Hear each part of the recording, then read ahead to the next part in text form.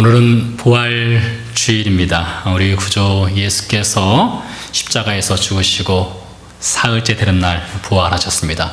누가복음 24장 5절 말씀 보니까 예수님의 부활을 성경 저자인 누가가 이렇게 증언하고 있습니다. 어찌하여 살아있는 자를 죽은 자 가운데서 찾느냐? 여기 계시지 않고 살아나셨느니라. 아멘. 무덤문이 열렸습니다. 죽음의 그림자가 완전히 사라졌습니다. 죽음으로부터 생명으로 옮겨진 날이며 저와 여러분에게 영원한 소망을 주신 날입니다. 그래서 이 성경은 소망으로 가득 차 있습니다. 여러분, 예수님 만난 사람들은 늘 소망 가운데 삽니다. 예수님은 우리에게 절대로 절망이나 좌절을 주시는 분이 아닙니다. 그분은 우리에게 늘 소망으로 함께 해 주십니다. 특별히 예수께서 죽음을 이기시고 부활했다는 것은 우리 모든 인생의 환경 가운데 항상 소망은 있다라는 것을 말씀해 주시는 것입니다. 오늘 본문 마태복음 4장 12절에서 17절까지 말씀을 함께 읽었는데요. 이 부활의 아침에 우리 예수님께서 우리에게 인생의 터널을 지나가고 있는 우리에게 또한 소망의 메시지를 주고 계십니다. 본문은 이렇게 시작합니다. 12절 말씀입니다. 예수께서 요한이 잡혔음을 들으시고 갈릴리로 물러가셨다가, 세례 요한이 갈릴리를 다스리던 왕인 헤롯에게 잡혔습니다. 이 사건에 대해서는 마태복음 14장이 자세하게 다루고 있으니까 그때 가서 우리가 그 말씀을 함께 숙고해 보도록 하겠습니다. 세례 요한이 헤롯에게 잡힐 당시에 예수님이 어디 계시느냐 정확하게 알 수는 없습니다. 다만 오늘 본문을 보니까 갈릴리로 가셨다는 거 보니까 갈릴리에 계시지 않은 것은 분명합니다. 추정컨대 아마 예수님께서는 유대 광야 어딘가에 계셨지 않았을까 이렇게 생각이 됩니다. 예수님께서 갈릴리로 가셨다가 갈릴리 중에서도 나사렛이라고 하는 예수님의 제2의 고향이라고 할 수가 있죠. 태어난 곳은 베들레헴이고 자라난 곳은 나사렛입니다. 그곳에서 잠시 머물다가 스불론과 납달리 땅인 가버나움으로 가서 사셨다라고 기록이 되어 있습니다. 예수님 시대 당시에 이 가버나움과 나사렛을 비교해 보면 비교가 불가능할 정도로 차이가 매우 심한 것을 볼 수가 있습니다. 나사렛은 전에 말씀드렸습니다. 몇 명 살았다고요? 400명이요. 네, 최대한 400명 살았을 것 같습니다. 나사렛은 시골 산골 동네입니다. 그에 비해서 가버나움은 적어도 2,000명 이상 사는 도시였습니다. 그리고 인터내셔널 하이웨이, 국제 도로가 통과하는 도시였습니다. 상주 하나는 인구는 2,000명 정도였지만 국제 무역상들이 많이 오고 가는 도시였기 때문에 그보다 훨씬 많은 사람들이 북적대는 도시가 바로 가버나움이었습니다. 갈릴리 바다 해변을 끼고 있기 때문에 어업 활동도 활발하게 진행되는 도시가 가버나움입니다. 자, 그렇다면 왜 예수님께서 나사렛을 떠나서 가버나움으로 가셔서 사셨을까요? 이것에 대해서 마태가 그 답을 알려줍니다. 14절 말씀에 이렇게 기록되어 있습니다. 이는 선지자 이사야로 통하여 하신 말씀을 이루려 하심이라. 여러분, 마태복음은요 이런 표현들이 참 많아요. 구약성경에 있었던 일을 이루려 함이라. 그러니까 구약성경에 예언한 것을 성취한다는 의미가 되겠는데요. 예수님께서 선지자 이사야가 예언한 것을 성취하기 위해서 갈릴리 가버나움에 가서 사셨다는 것이죠. 그러면서 이사야 선지자가 이렇게 말하고 있습니다. 스불론 땅과 납달리 땅, 요단강 저편 해변길과 이방의 갈릴리여, 흑암에 앉은 백성이 큰 빛을 보았고 사망의 땅과 그늘에 앉은 자들에게 빛이 빛이었도다. 이렇게 예언을 했습니다. 이사야서 9장에 나오는 말씀인데요. 약 700년 전에 이미 예수님께서 갈릴리 가버나움에 가서 사실 것을 이사야 선지자가 예언을 했고 예수님은 그 예언에 따라서 가버나움으로 가셨다는 것이지요. 오늘 말씀 보니까 이사야가 이 예언을 할 때 보니까 그 당시 이 스불론 땅과 납달리 땅, 이 가버나움을 포함한 땅에 살고 있는 백성들의 육적인 삶, 그리고 영적인 삶, 정신적인 삶을 이렇게 표현하고 있어요. 흑암에 앉은 백성, 사망의 땅과 그늘에 앉은 자들 이렇게 표현하고 있습니다. 이것은 참 암울하고 어둡고 인생이 참 어렵다라는 것을 엿볼 수 있는 이런 표현들입니다. 고영원 선교사라는 분이 계십니다. 이분이 노래를 많이 쓰셨는데 그 중에 그날이라는 노래가 있습니다. 북한 동포들의 구원을 염원하면서 소망하면서 지은 노래인데요. 노래가 이렇게 됩니다. 여러분도 아시는 노래일 텐데요. 사망의 그늘에 앉아 죽어가는 나의 백성들, 절망과 굶주림에 갇힌 저들은 내 마음의 오랜 슬픔, 이렇게 가사가 진행돼요. 고영원 선교사님이 이 북한에 아직 복음을 듣지 못하고 있는 영혼들, 그리고 지하교회에서 언제 잡힐지 모르는 그런 상황 가운데 하나님을 섬기는 주의 백성들을 바라보면서 노래를 쓴 거예요. 사망의 그늘에 앉아 죽어가는 나의 백성들, 절망과 굶주림에 갇힌 저희들. 이 표현이 과거 이사야 선지자가 스불룬과 납달리 땅을 바라보면서 했던 예언과 얼마나 비슷합니까? 그래서 저는 아마 이 고영원 선교사님께서 이 북한 동포를 바라보면서 지은 이 그날이란 노래가 이사야서 9장에서 영감을 받지 않았나 이런 생각을 해보기도 합니다. 2700여 년 전에, 지금부터 2700여 년 전에 스불룬과 납달리 땅에 도대체 어떤 일이 있었기에 그 땅을 향해서 말하기를 흑암에 앉은 백성, 사망의 그늘에 앉아있는 백성이라고 이렇게 표현을 했을까요? 그 이유를 좀 잠시 살펴보도록 하겠습니다. 이사야가 살았던 시대는 정말로 북이스라엘과 남유다가 굉장히 어려움을 겪고 있었던 시기였어요. 북쪽에 아수르라고 하는 큰 제국이 지배를 하고 있었고, 북이스라엘과 남유다는 아수르의 지배를 받으면서 조공을 바쳐야만 그들의 생명을 유지할 수 있는 그런 연약한 나라들이었습니다. 그러던 중 북이스라엘의 왕인 호세아 왕이 아수르에게 반기를 들어요. 더 이상 우리 조공 못 바치겠다 반기를 들고 배신을 합니다. 아수르가 가만히 있겠습니까? 아수르 제국의 살마네셀 왕이 대군을 이끌고 북이스라엘의 수도인 사마리아를 공격을 합니다. 그냥 가서 공격을 한 것이 아니라 사마리아 수도 전체를 둘러쌌어요. 군사 대군을 갖고 와서 둘러싸고 자그만치 3년이나 성을 꽁꽁 묶어놨습니다. 여러분 생각을 해보세요. 성 밖에 나갈 수 없는 상황이 3년 동안 지속된다고 해보세요. 성 안에서 도대체 어떤 일이 벌어지겠습니까? 물이 끊기죠? 음식은 떨어지죠? 아비규환이 벌어지는 겁니다. 그렇게 3년 동안 둘러쌌던, 에워쌌던 성을 점령을 해버렸습니다. 그래서 북이스라엘은 주전 722년에 역사에서 완전히 사라져 버리게 됩니다. 당시 아수르가 북이스라엘의 사마리아를 침략했을 때 사마리아만 침략했겠습니까? 대군을 끌고 내려오면서 그 위쪽에 있는 모든 도시들을 다 초토화시키면서 내려오게 됩니다.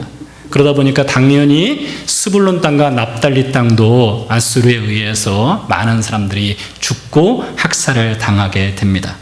성경은 종종 전쟁의 참상을 증거를 합니다. 증거하는 내용을 보면은 고위 관직자들, 젊은 사람들이 포로로 끌려갑니다. 여인들은 강간을 당하고 죽임을 당하죠. 임신한 여인들은 배를 갈라서 죽이는 경우가 흔히 있었습니다. 아이들은 부모 앞에서 아이를 들어가지고 바위 위에 내려쳐서 그 머리를 깨어서 죽이는 경우가 종종 있었습니다.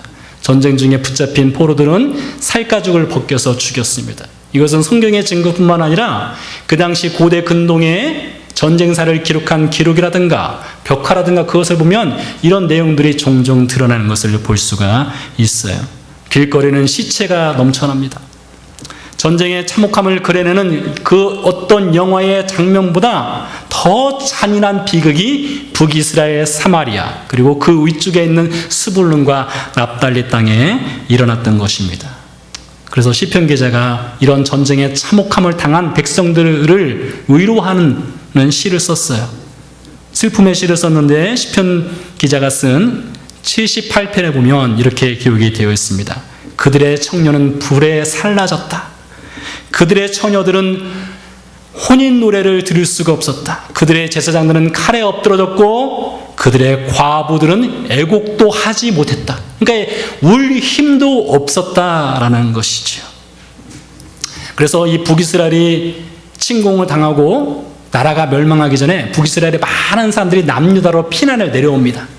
피난을 내려올 당시에 이사야가 어디 있었느냐? 바로 남유다의 예루살렘에 있었어요.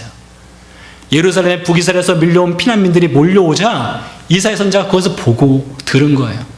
북이스라엘에서 지금 어떤 일이 일어나고 있는지, 사마리아 땅에 어떤 일이 일어나고 있는지, 스불룬과 납달리 땅에 지금 얼마나 전쟁의 참혹함이 벌어지고 있는지를 귀로 듣고 알게 된 거예요. 그러면서 이사야 선지자가 그럴지라도 하나님께서 주시는 그들을 향한 소망의 메시지를 준 것이 이사야서 9장입니다. 너희는 지금 흑암에 앉아있고 사망의 그늘이 너희에게 임한 것 같지만 하나님께서 너희에게 큰 빛을 주실 것이다. 하나님께서 너희에게 소망의 빛을 던져주실 것이다 라는 예언을 이사야 선지자가 북이스라엘 스불룬과 납달리 땅을 향해서 했던 것이었습니다. 근데 여러분 생각해 보세요. 여러분이 스불룬과 납달리 땅을 벗어나서 여러분의 자녀가 죽고 부모가 죽고 가족이 죽었는데 그것을 피해서 남유다로 피난을 내려왔는데 이사야 선지자가 여러분을 향해서 말하기를 여러분에게는 여전히 소망이 있습니다. 비록 흑암이 있고 사망의 그늘이 있다 할지라도 여러분 여전히 하나님께서 소망의 빛으로 함께 하십니다 라는 메시지를 여러분에게 준다면 여러분 그것이 마음에 와닿겠습니까? 허무한 말에 지나지 않을 거라 이렇게 생각을 합니다.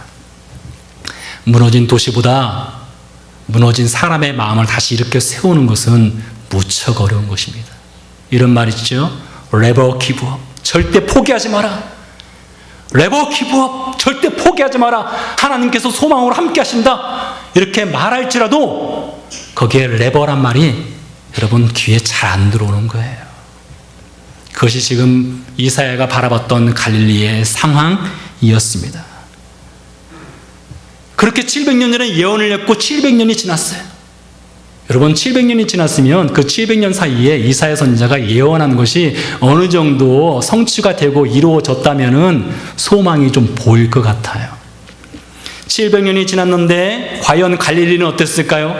스불룬과 납달리 땅은 어땠을까요? 가버나움은 어땠을까요? 나라는 여전히 없습니다. 아수르가 지배를 끝나고 나자 바벨론이 나라를 집어삼켰습니다. 페르시아가 집어삼켰습니다. 헬라가 집어삼켰어요. 이제는 로마의 지배를 받고 있습니다.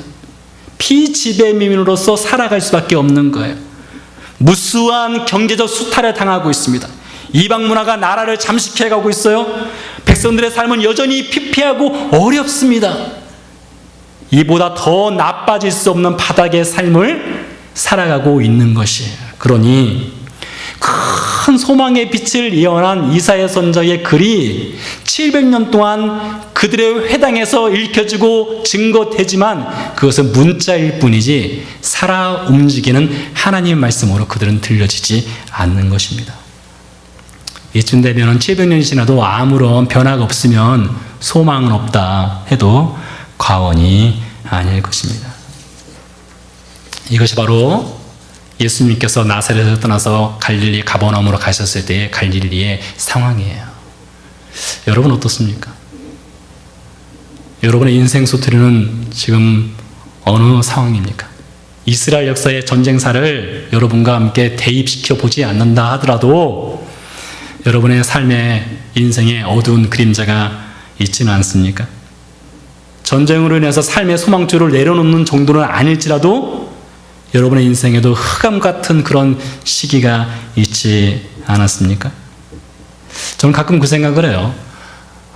이것은 뭐 제 어려운 그 인생의 흑암이나 그런 것은 아닌데, 제가 신학교 다닐 때에 우유 배달을 좀 했었습니다. 이 새벽에 우유 배달을 하면서 4시나 5시쯤에 일어나가지고 우유를 그 모터바이크에 싣고 집집마다 돌리는 것이죠. 그때 마음에 한 가지 소원이 있었어요. 하나님, 제가 이렇게 새벽마다 우유 배달을 하는데 우유 배달을 언제까지 해야 됩니까? 저는 우유 배달보다 새벽에 교회 가서 새벽 예배 드리는 것이 제 마음의 소원입니다. 이렇게 마음의 소원을 올려드렸던 그런 기억이 납니다. 참 그때는 좀 어려웠던 시기였던 것 같아요. 인생을 살아가면서요. 그래서 그런 마음의 소원을 올려드리고 또 우유 배달 마치고 교회 가서 기도하면서 언제까지 해야 됩니까? 언제까지요? 그랬던 기억이 나요. 여러분, 사실 그런 것은 별거 아닌 것 같아요. 그러나 그에 비해서 아마 여러분의 이민 생활, 살아오는 그 삶의 모든 순간순간들 가운데 남들에게 말하지 못하는 그런 아픔과 슬픔, 그런 것들이 얼마나 많습니까? 지나간 것은 다 추억으로 남는다지만은 여러분, 그 추억의 한 장 한 장을 넘겨보세요. 말하지 못한 추억의 한 장 한 장 넘겨보면 그 안에는 여전히 닦아내지 못한 인생의 눈물이 고여 있어요. 닦아내지 못한 눈물에 그 추억이 고여 있단 말이죠. 우리가 예송하는 시편 23편이 있지 않습니까? 다윗이 고백하죠. 내가 사망의 음침한 골짜기를 다닐지라도 해를 두려워하지 않을 것은 주께서 나와 함께 하심이라. 주의 지팡이와 막대기가 나를 안위하시나이다. 사실 이 시편은 다윗이 푸른 초장에서 풀풀이 부르면서 쓴 것이 아닌 것을 알지 않습니까? 왜요? 사망의 음침한 골짜기가 그에게 있지 않습니까? 자신을 뭐라고 표현했습니까? 나는 양이라고 했어요. 여러분, 양이, 사람도 아닌 양이 사망의 음침한 골짜기를 지나간다고 생각해 보세요. 얼마나 두렵고 얼마나 무섭겠습니까? 그래서 다윗이 지금 정말로 큰 흑암 속에 자신이 빠져 있다는 것을 시편 23편을 통해서 표현을 하고 있죠. 사무엘상 20장 3절에 보니까 다윗이 지금 얼마나 위급한 상황인지를 또 이렇게 표현하고 있습니다. 나와 죽음 사이는 한 걸음, one step, 한 걸음. 나와 죽음 사이는 한 걸음뿐이다. 발을 잘못 헛디디면 죽음의 낭떠러지로 떨어지는 상황이 바로 지금 내 상황이다라고 다윗이 고백을 하고 있는 것을 볼 수가 있어요. 아마 여러분도 정도의 차이는 있지만 그런 인생의 흑암과 인생의 사망의 그늘이 내려진 그 길을 걸어왔을 것입니다. 어쩌면 그 가운데 여전히 있을 수도 있어요. 아직 젊은 청년들 인생이 레드카펫이 깔려있는 것처럼 멋진 인생이 펼쳐질 것이라고 생각할지 모르지만 여러분, 결코 그렇지 않습니다. 여러분의 인생도 흑암이 있는 인생이 있을 것이고 사망의 그늘이 여러분 가운데 내려지는 그런 인생길을 여러분이 걸을 수 있어요. 그래서 여러분, 준비해야 됩니다. 근데 우리가 마음의 준비를 하고 내가 어떤 일이 있더라도 내가 그걸 잘 견뎌내야지 마음의 준비를 한다 한들 막상 다치고 나면은 정신이 없어요. 막상 다치고 나면 마음이 완전히 녹아내리게 된단 말이죠. 넘어질 수 있습니다. 왜요? 우리는 연약하잖아요. 우리에게는 한계가 있습니다. 그러기에 여러분, 오늘 말씀을 꼭 새기셔야 됩니다. 그러한 우리에게 한계가 있고 사망의 음침한 골짜기 가운데서 두렵고 떨리는 우리의 인생 가운데 어떻게 하면은 우리가 소망을 붙잡을 수 있는지를 오늘 마태가 증거하고 있어요. 오늘 마태가 증거하는 말씀 보니까 이렇게 말하고 있습니다. 예수께서 나사렛을 떠나 가버나움으로 가서 사셨다, 이렇게 증거하고 있어요. 별거 아닌 것 같은 짧은 메시지입니다. 나사렛을 떠나서 나사렛에서 이사한 거죠. 이사해서 가버나움에 가서 사셨다고 했어요. 근데 그 누가 가셨느냐가 중요한 거예요. 예수님이 가셨다는 것이죠. 그 흑암에 앉은 백성들에게, 사망의 그늘 가운데 있는 백성들 가운데 예수님이 들어가신 겁니다. 여러분, 가버나움에 가보면요, 아침이면 동편 골란 하이츠라고 하는 곳에서 해가 떠오릅니다. 해가 떠올라서 가버나움을 쫙 비춰요. 어둠이 물러갑니다. 해가 떠오르면 저녁 때가 되면은 갈릴리 서쪽으로 해가 지게 되죠. 그런 해가 지고 해가 뜨고 해가 지는 그런 일상의 생활을 갈릴리 사람들은 늘 반복해 왔습니다. 해가 뜨면 어둠은 물러가지만 그들이 지금 상한 마음의 심령, 영적으로 완전히 다운된 그들의 마음의 심령은 여전히 흑암 가운데 있는 거예요. 여전히 사망의 길을 걷고 있는 것입니다. 그러한 사망의 길을 걷고 있는 이 갈릴리 백성들에게 예수님이 찾아가신 것입니다. 이 성경은요, 이미 말씀드렸지만 참 소망으로 가득 찬 책입니다. 하나님은 소망 없는 인생, 흑암 가운데 있는 인생을 늘 찾아오시는 분이시고 만나주시는 분이신 것을 성경 66권이 증거를 하고 있어요. 아담과 하와가 선악과 따먹고 범죄했지 않습니까? 그들이 첫 번째 반응이 무엇입니까? 무화과로 치부를 가리고 그들이 동산 가운데 숨어버렸습니다. 숨바꼭질 한 것이 아니죠. 하나님이 너무나 무섭고 두려웠습니다. 숨어버렸습니다. 그때 어떡합니까? 하나님이 아담을 부르셔요. 아담아, 네가 어디 있느냐? 라고 부르시면서 그를 찾아가셔요. 숨어있는 그를 찾아가시고 그를 만나주셨습니다. 말라 비틀어진 무화과 잎을 제거하시고 짐승의 가죽으로 된 옷을 그들에게 입혀주신 분이 하나님이시에요. 하나님 갈대 우르에 있던 아브라함을 찾아가셨습니다. 여러분, 하나님이 아브라함을 찾아가지 않았다면 아브라함은 어떻게 살았을까요? 여러분, 상상이나 할 수 있겠습니까? 아브라함이 어떻게 살다가 어떻게 죽었겠습니까? 그런 우상숭배를 하다가 우상숭배자로 죽는 것이에요. 하나님이 찾아가 만나주지 않았다면요. 여러분, 출애굽하기 전에 이스라엘 백성들이 어떻게 살았습니까? 400년 동안 노예 생활을 했습니다. 여러분의 자녀가 거기에 살았다면, 여러분이 거기에 살았다면 여러분의 자녀도 노예가 되는 것이고 여러분의 손자도 또 노예가 되는 것이에요. 소망이 없는 것이에요. 소망이 없는 삶을 400년 동안 지속했습니다. 그때 하나님이 그들을 찾아가 주셨습니다. 엘리멜렉 가족이 베들레헴을 떠나서 모압 땅으로 갔습니다. 남편이 죽고 두 자녀가 죽었습니다. 이민 생활을 하는데 남편이 죽고 두 자녀가 죽었어요. 그러면 그 홀로 남은 그 과부 나오미에게 무슨 소망이 있겠습니까? 근데 룻기서 1장 6절에 보니까 하나님이 파카드 하셨다 했어요. 파카드, 비지트, 찾아오셨다는 것입니다. 소망이 없는 것 같은 그 여인에게 하나님이 찾아오시니까 그 여인에게 소망이 생기는 거예요. 예수님이 3일 전에 금요일날 아침에 십자가에 못 박혀 죽으셨지 않습니까? 예수님을 죽인 장본인들이 누구입니까? 대제사장과 서기관과 권력자들과 당시의 유대 백성들입니다. 며칠 지나지 않아서 예수님 부활하셨고 나중에 베드로가 예수님을 죽인 피를 여전히 손에 담고 있는 그 유대 백성들에게 찾아가죠. 그리고 그들에게 메시지를 전합니다. 예수님을 죽인 사람들이에요. 그러나 하나님께서 베드로에게 주신 그 메시지는 무엇이냐? 그들을 심판하는 메시지가 아닙니다. 그들에게 소망을 주는 메시지예요. 그들을 살리는 메시지를 전했다는 것입니다. 그러므로 여러분, 우리 예수님은 찾아가시는 곳곳마다 소망을 주셨습니다.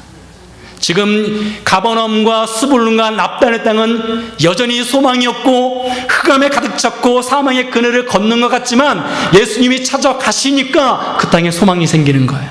여러분의 인생도 마찬가지입니다. 여러분의 인생을 하나님께서 찾아오시고 만나주시면 여러분의 인생의 소망이 이루어지는 것입니다. 1885년 4월 5일입니다. 오후 3시에 우리나라 최초 선교사님 중에 한 분이신 아펜젤라 선교사님이 제물포항에 도착을 하셨습니다. 인천의 제물포항에 도착하셨어요. 제물포항에서 내리신 선교사님, 아펜젤라 선교사님이 그날 기도를 하셨어요.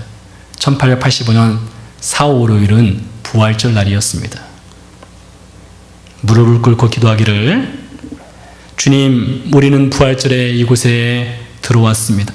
사망의 빗장을 산산이 무너뜨리고 부활하신 주님, 이 나라 백성들의 얽매여 있는 굴레를 끊으사 저들에게 하나님의 자녀가 누리는 빛과 자유를 허락하여 주소서. 아펜젤라 선교사님이 바라봤던 그 당시 조선 땅의 백성들은 가난에 허덕이고 있었어요. 굶주리고 있었습니다. 소망이 없었습니다. 나펜제라 선교사님의 손에 뭐가 들려져 있겠습니까? 돈이 있었겠어요? 권력이 있었겠어요? 아무것도 없죠. 그러나 그에게는 무엇이 있습니까? 예수 그리스도가 있었습니다. 예수 그리스도로 그들에게 소망을 전해 준 것입니다. 그렇게 볼 때 예수님의 말로 정말 인생의 가장 큰 소망이 아니겠습니까? 제가 2001년 예루살렘에 있던 팔레스타인 기독교인들과 함께 예배드렸던 경험담을 여러분과 함께 몇 번 나눈 기억이 납니다. 저는 평생 그 경험을 잊을 수가 없을 거예요. 아주 작은 2층 예배당에서 미국인 선교사님과 팔레스타인 기독교인들 약 20여 명이 모여서 같이 예배를 드리고 있었습니다. 예배 중간에 연로하신 노인분이 일어나셨습니다. 그리고 간증을 하는 겁니다. 자기 인생을 살아온 간증. 아주 짧은 간증이에요. 아마 1분도 되지 않는 간증이었을 거예요. 간증 내용이 이렇습니다. 내가 평생 살아오는 동안에 전쟁으로 인해서 나의 집이 두 번이나 완전히 무너졌습니다. 그러나 제 인생에 예수님을 향한 그 믿음의 집은 단 한 번도 무너진 적이 없습니다. 그 고백이었어요. 여러분, 그 고백은 제 심장을 완전히 강타하는 고백이었어요. 생각해 보세요. 살아가는 집, 삶의 터전이 완전히 무너진 것입니다. 누구나 다 자포자기하고 절망 속에 빠질 수 있는 상황입니다. 그런다 하더라도 이상하지 않은 것입니다. 그런데 그분이 붙잡은 것은 무엇이에요? 집은 무너졌지만, 보이는 집은 완전히 무너졌지만 보이지 아니하는 그 믿음의 집은 여전히 견고하게 서 있다는 것입니다. 왜요? 예수님께서 그분에게 소망이 되시니까요. 그것을 붙잡은 거예요. 사랑하는 교회 여러분 지금 인생 터널 어디쯤 지나가고 있습니까? 터널 공사를 할 때 공통점은 입구만 만드는 것이 아니라 출구가 있다는 것입니다. 터널과 동굴의 공통점은 불을 켜지 않으면 어둡다는 것이에요. 그러나 동굴은 출구가 없어요. 동굴로 들어가면 들어갈수록 어두운 뿐입니다. 동굴로 들어가면 들어갈수록 흑암 뿐이에요. 그러나 터널은 들어가면 들어갈수록 반대편 출구가 반드시 보이게 돼 있어요. 여러분, 예수님 없이 살아가는 삶은 동굴과 같은 것입니다. 흑암 속으로 빨려 들어가는 것이고 사망 속으로 빨려 들어가는 것이에요. 그러나 예수님과 함께 걷는 그 길은 비록 흑암이 있을지라도 예수님이 소망이 되시기에 분명 출구로 나갑니다. 그 출구는 소망의 출구입니다. 그 출구는 감사의 출구입니다. 그 출구는 부활의 출구로 나가는 거예요. 여러분, 이 부활주를 맞이해서 우리 인생의 터널을 지나면서 출구는 반드시 있습니다. 그 출구는 예수님과 함께 걷는 출구입니다. 그 출구는 예수님이 빛을 비춰주는 출구입니다. 기도하시겠습니다.